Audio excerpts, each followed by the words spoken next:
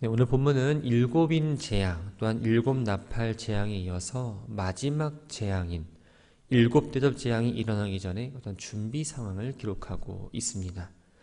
1절을 보면 사도 요한은 하늘에 크고 이상한 다른 이적을 보았다라고 말합니다. 이적에 해당하는 헬라어 세메이온이란 단어는 12장 1절에서와 마찬가지로 놀라운 현상 또한 표징을 의미합니다.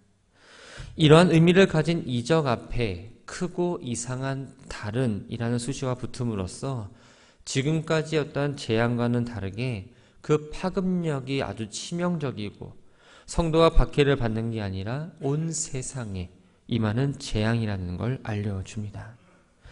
우리가 지금까지 살펴봤을 때 일곱인 재앙에서 일곱째 인을 개봉했을 때 일곱 나팔 재앙이 들어 있었습니다. 또 일곱 나팔 재앙에서 일곱째 나팔에는 일곱 대접 재앙이 들어 있었죠. 그러나 일곱 대접 재앙에서 일곱 대접에는 다른 게 들어 있지 않습니다.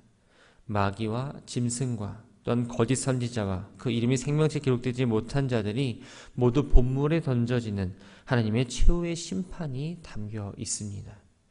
그렇기 때문에 이 일곱 대접 재앙은 하나님이 이 땅에 내리시는 마지막 재앙이 되고 하나님의 진노는 이것으로 마친다라고 말하고 있죠. 요한은 무서운 일곱 대접 재앙이 시작됨을 알리기 전에 먼저 하나님 보좌의 그 광경부터 묘사하고 있습니다. 4장 6절을 보면 하나님 보좌 앞에 수정과 같은 유리바다 같은 게 놓여있다라고 이야기합니다.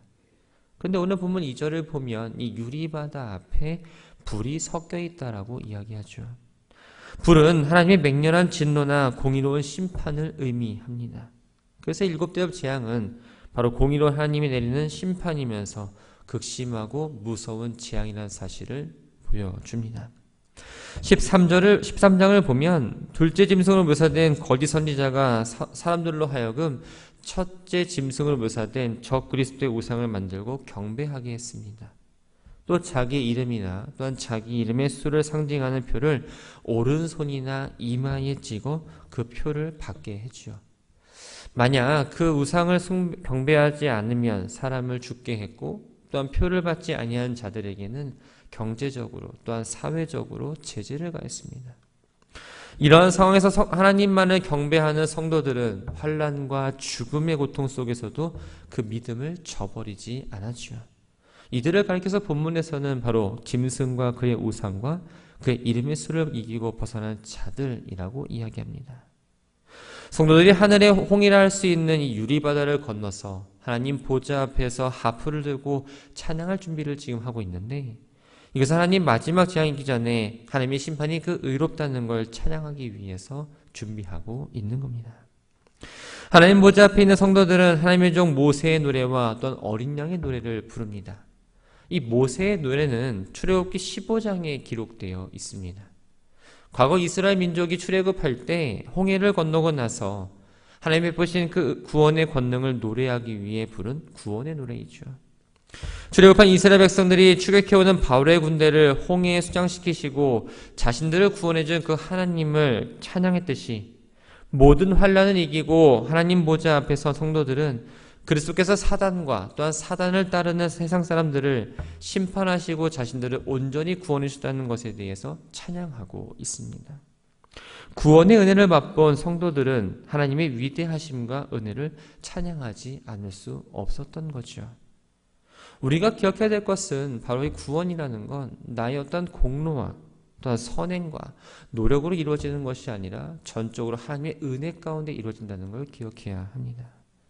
이스라엘 백성이 홍해를 무사히 건넌 건 하나님의 은혜임을 기억하고 찬양한 것처럼 우리 역시 하나님의 은혜로 은혜를 구원받았음을 잊지 말고 날마다 하나님과 어린 양 되시는 예수 그리스도를 찬양하는 예배자의 삶을 살아가야 합니다. 어린 양의 노래는 하나님의 크고 놀라운 행위로 찬송하면서 시작합니다. 주 하나님 곧 전능하신 이시여 하시는 일이 크고 놀라우시도다. 만국의 왕이여 주의 일이 의롭고 참되시도다. 전능하신 하나님이 행하시는 모든 역사가 인간이 보기에는 두렵고 장대하며 또 신비롭고 놀랍다는 거죠. 하나님이 하신 일은 과연 무엇일까요? 예수 그리스도를 인간의 몸으로 이 땅에 보내시고 십자가에 못 박혀 죽게 하셨고 다시 부활 승천하심으로써 그 사단과 사단에 따르는 세력들을 심판하시고 하나님 백성들을 구원하신 사건을 이야기합니다. 어린 양 예수 그리스도를 통해 백성들을 구원에 이르게 하시는 그 하나님의 방식이 올바르고 참되기 때문에 주의 길이 의롭고 참되다라고 이야기하고 있는 겁니다. 여기서의 만국은 성도들만이 아니라 하나님이 지으신 온 세상과 그 세상에 살아가는 모든 사람들을 가리킵니다. 그렇기 때문에 이 만국의 왕은 바로 창조주 되신 하나님께서 온 우주를 통치하시고 심판하시는 분이라는 사실을 알려주고 있습니다. 만국의 왕으로 정의롭고 진실하신 방법으로 성도를 구원하신 하나님에 대해서 모든 민족들이 어떤 반응을 보여야 할까요? 4절을 보면 주여 누가 주의 이름을 두려워하지 아니하며 영화롭게 하지 아니하오리까 라고 말합니다. 다시 말하면 어떤 사람도 주의 이름을 두려워하지 아니하고 영화롭게 하지 않을 수 없습니다 라는 의미가 됩니다. 이 찬양의 내용은 예레미야 10장 7절을 배경으로 하고 있습니다. 하나님만이 유일하신 하나님이시며 경배의 대상이 된다는 거죠. 두려워한다는 이 표현은 하나님을 무서워하거나 공포스럽다고 여기는 것이 아니라 하나님을 경외하는 걸 말합니다. 즉 모든 사람은 하나님의 피조물로서 당연히 창조주이신 여호와 하나님을 경외하며 경배해야 한다고 지금 이야기하고 있습니다. 그런데 13장 4절을 보면 사람들이 짐승의 쾌락에 넘어가 하나님께 마땅히 드려야 될 그 찬양과 경배를 짐승에게 주었다고 이야기합니다. 이처럼 사단은 언제나 하나님을 대적하며 하나님같이 되려고 하기 때문에 하나님의 영광을 가로챕니다. 사람들은 어리석게도 이 사단의 쾌락에 빠져서 하나님을 경외하지 않고 심지어는 하나님을 대적하기까지 하며 엄청난 죄를 서슴지 않고 짓고 있습니다. 그렇게 성도는 항상 영적으로 깨어 있어야 합니다. 사단의 미혹에 넘어가지 않도록 해야 하고 늘 하나님을 경외하며 하나님께 영광을 돌리는 삶을 살아가야 합니다. 모든 민족이 하나님을 두려워하고 또 영화롭게 할 수밖에 없는 이유는 무엇일까요? 바로 주님이 거룩하시기 때문입니다. 이 거룩이라는 건 하나님의 속성 가운데 하나이면서 윤리적으로는 정결을 의미합니다. 근데 의미가 거기서만 멈추지 않고 행동으로 드러난 어떤 결과와도 관련지어서 생각할 수 있습니다.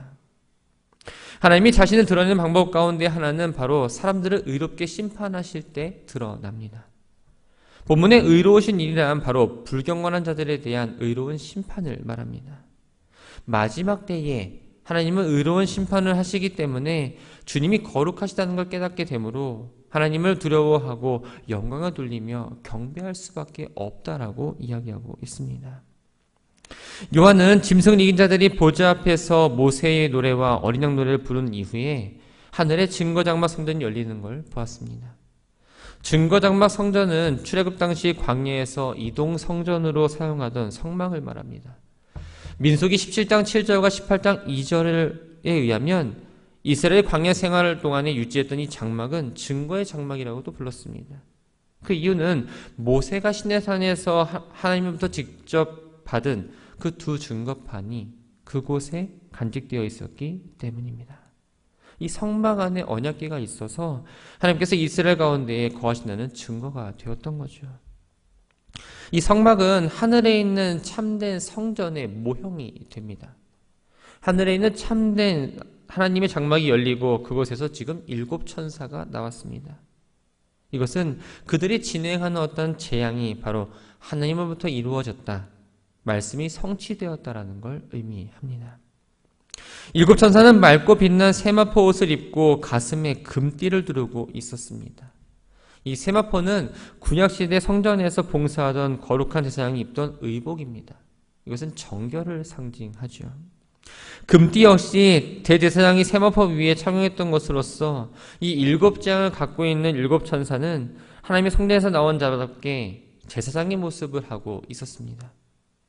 이러한 복장을 하고 있는 천사들의 모습을 통해서 7 천사는 하나님으로부터 보냄을 받은 하나님의 사역을 대행하는 존재라는 사실을 나타내고 있죠. 7절에 보면 하나님이 앉아 계신 보좌 주위에 있는 4 생물 중 하나가 하나님의 진노가 가득 담긴 7개의 대접을 7천사에게 전달했다고 말합니다. 마치 전쟁터로 출정하기에 앞서서 장수들이 왕으로부터 복음을 받은 것처럼 하나님의 진노가 가득한 그 7대접을 받은 7천사의 손에 이제 마지막 재앙이 맡겨진 겁니다. 7천사들이 받은 금대접은 사실 구약시대에는 분향단 위에 놓여 향을 피우는 그릇으로 사용되었고, 또한 희생제사를 드릴 때 제물의 피를 받는 그릇으로 사용되기도 했습니다. 그런데 5장을 보면 환난 중에 신음하며 탄식하는 성도들의 간절한 기도를 가득 담은 그릇이라고 표현이 됩니다. 하나님은 눈물로 기도했던 성도들의 그 애끓는 소리를 기억하시고 그 금대접에 하나님의 진노를 담아 내놓음으로써 그들의 기도에 응답을 하셨던 겁니다. 7대접 재앙이 시작되기 전 마지막으로 하늘 성전에 대해서 묘사하고 있습니다. 하나님의 영광과 능력으로 말미암아 성전의 연기가 가득 찼다. 성전에서 연기는 일반적으로 하나님의 임재와 영광을 상징합니다. 또 때로는 하나님의 심판과 재앙의 신호로도 언급이 되는데, 오늘 본문에서 나오는 이 연기는 바로 2가지 의미가 모두 사용되었습니다. 7천사의 7재앙이 마치기 전까지는 성전에 능히 들어갈 자가 없다라고 말합니다. 이 들어갈 수 없다라는 건 바로 하나님께 접근할 수 없다라는 의미입니다. 이처럼 7대접 재앙은 돌이킬 수 없는 이 땅에 대한 그 하나님의 마지막 심판이며, 그 하나님의 심판은 그 누구도 막을 수 없다라고 이야기하면서 오늘의 본문을 마무리하고 있습니다. 말씀을 정리합니다.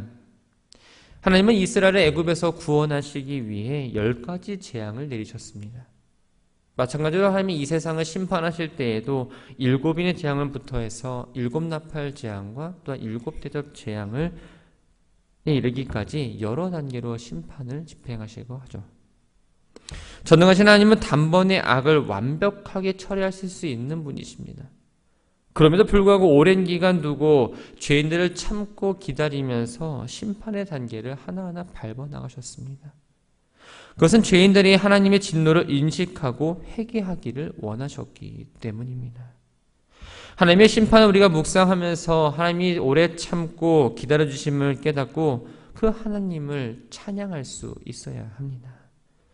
찬양은 입술의 고백으로만 이루어지는 것이 아닙니다. 진실하고 정직된 삶을 통해서 세상에서 하나님의 의를 드러내고 높이는 게 바로 찬양입니다. 하나님은 우리의 입술로 나오는 고백과 또한 삶에서 드러나는 의로운 행위를 통해서 영광을 받으시는 분이시죠. 하나님의 심판은 반드시 임하고 또 하나님의 뜻은 이루어집니다. 지금은 바로 은혜의 때입니다. 이 은혜의 때를 소중히 여기고 말씀을 통해 주시는 하나님의 그 경고를 가볍게 여기지 말아야 합니다. 인내하고 기다려주시는 그 하나님의 은혜를 늘 기억하면서 하나님께 돌아가지 못했던 것들이 있다면 그것을 내려놓고 회개하며 또 우리 입술 고백과 삶을 통해서 늘 하나님만을 찬양하며 믿음의 길을 걸어가는 우리 모두가 되기를 주님의 이름으로 축원합니다.